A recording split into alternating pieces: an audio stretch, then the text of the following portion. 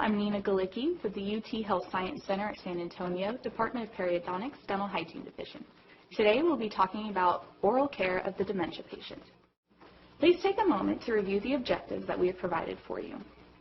When giving instructions to a dementia patient on brushing their teeth, be sure to offer concise, simple directions. Do not just tell your patient to brush your teeth. It's too vague. Instead, try instructing them to hold the toothbrush, then put the toothpaste on the brush. Then put the brush in your mouth. Now brush your teeth. Take the toothbrush out of your mouth. Spit the toothpaste out. These are simple, concise instructions to give your patient. Another technique to use when instructing a patient to brush their teeth is called the watch me technique. In demonstrating the watch me technique, demonstrate the act of brushing your teeth to the patient. If necessary, gently place your hand over their hand to guide the toothbrush in their mouth. If the patient seems uncooperative or distressed, reschedule brushing until a later time when they are more relaxed. Another helpful tool might be to experiment with different toothbrushes. Soft bristled children's toothbrushes might be more helpful in reaching back in areas, especially with patients with smaller mouths. A long-handled toothbrush may allow more access for people with limited dexterity.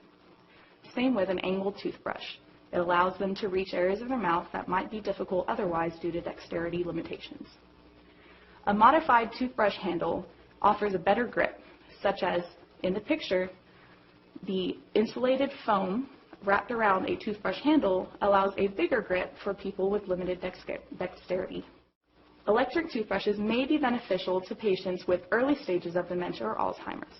However, it is important to note that an electric dental equipment may confuse a person with severe or advanced Alzheimer's or dementia. When assisting a patient with brushing, it is important to establish the patient's dominant side. Stand to the side of that patient's dominant hand. Then, holding the toothbrush in your own hand, place the patient's dominant hand over your hand.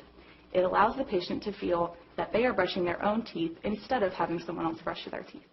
Then, place your free hand gently but firmly on the patient's shoulder on their dominant side.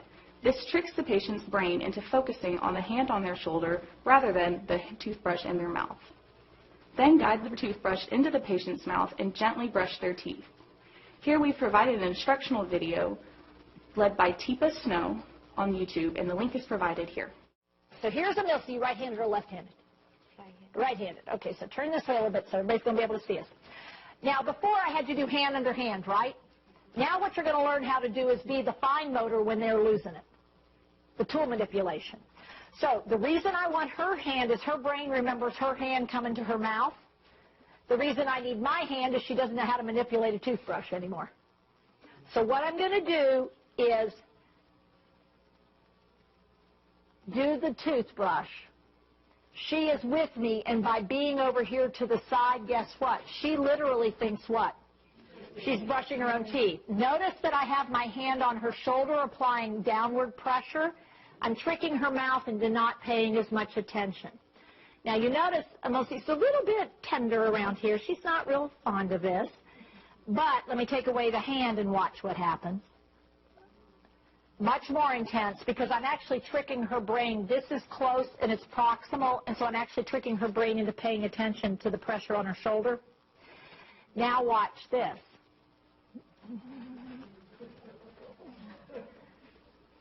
So does it make a difference?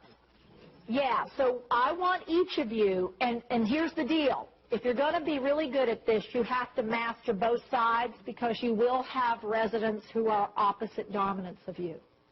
And it doesn't matter what your dominance is. You have to use their dominance unless they've had a stroke, and you may have to use the remaining side. The reason you want their dominant side, that's where all the brain history is for fine motor tasks. Only one half of your brain has learned fine motor skills. The motor memories are not available on the other side.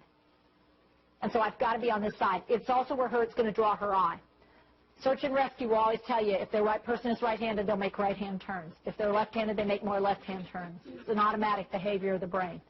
So she will look at me more and pay better attention if I'm on her dominant side. So with your partner, give it a try. Try it out. Thank you for your attention. We hope this video will help you in your care of residents.